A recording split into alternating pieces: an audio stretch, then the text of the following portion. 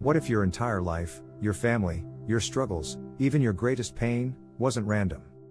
What if you chose it all? Before you were even born? Long before your first breath, before your body ever formed. There was a choice. And the key to that secret? Lies in an ancient book, written thousands of years ago by those who claim to remember what happens before life begins. And after it ends.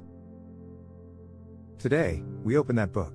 And step into the forgotten journey of your soul. This isn't just a story. It's a possibility, one that can change the way you see your life, your pain, your purpose. Because if the soul lives before birth, and continues after death, then this life is a chapter. A sacred, chosen chapter. So let us begin, where all journeys begin. Not at the start, but in the space before. In the snow-capped monasteries of ancient Tibet, monks once meditated for days in absolute stillness. No food. No speaking. No movement. Why? Because they were not listening to the world outside. They were tuning into something deeper. The silent language of the soul. They believed that consciousness survives death, and precedes birth. And they recorded their visions in a sacred guide, the Bardo Totol. It wasn't a book of philosophy. It was a manual for the soul. A step-by-step map through the afterlife. And the rebirth that follows. And yet, Tibet was only one place where these mysteries were recorded. The ancient Egyptians believed the soul would face judgment in the Duat, a hidden realm. They buried their dead with the book of coming forth by day, to guide them. The Greeks spoke of a river where souls drank to forget. The Hindus, of karma and rebirth. These ancient traditions may be separated by oceans, but they tell the same story. That we come from somewhere. That we return. And that between those two ends lies the purpose of life.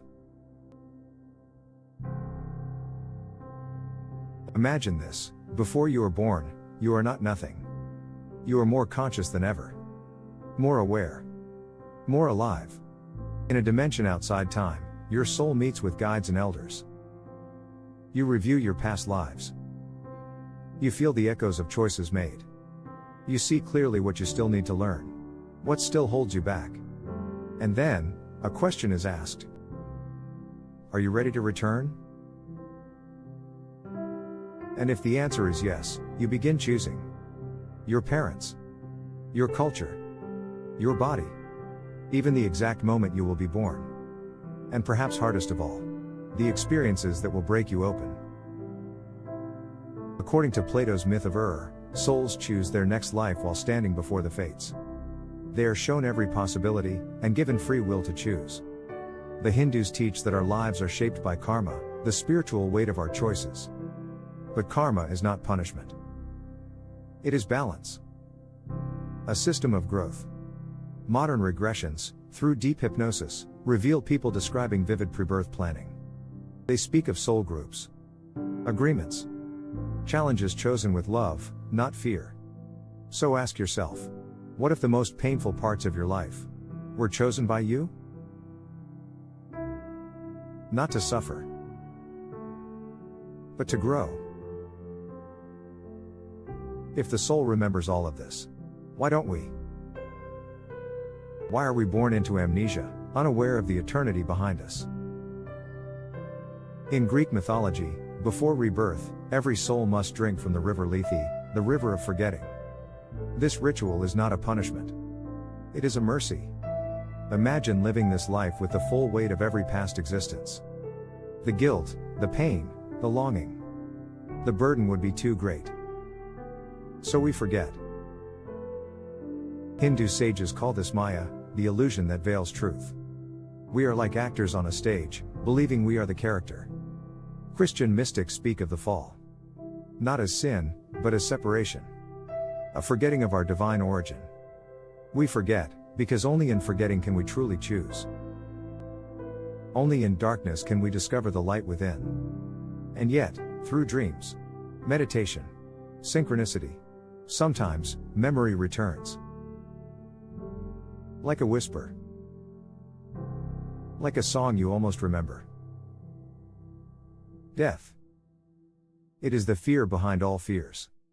And yet, what if death is not the end, but the return?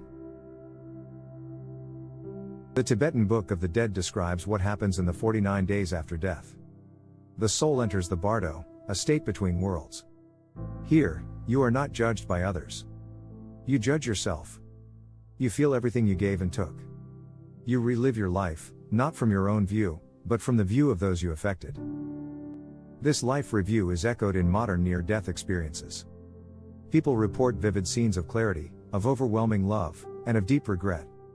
The ancient Egyptians believed the heart would be weighed against a feather. If it was heavy with guilt, the soul could not pass on. In some traditions, souls rest. In others, they reincarnate. But all agree, what happens after death depends on how you lived. Death is not the opposite of life. It is the other side of the same door.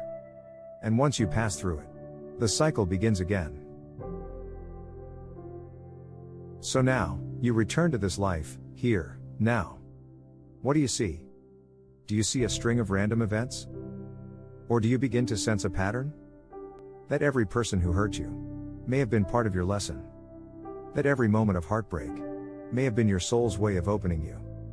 If you chose this life, then you chose it for a reason. And if you chose it, then you can also awaken within it. Awakening is not about becoming someone new.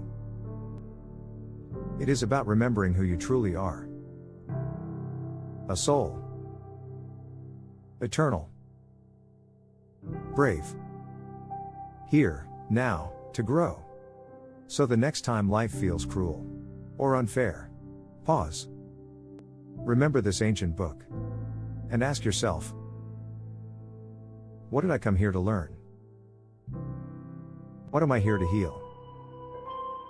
And who am I becoming in the process? Because this life is not the full story.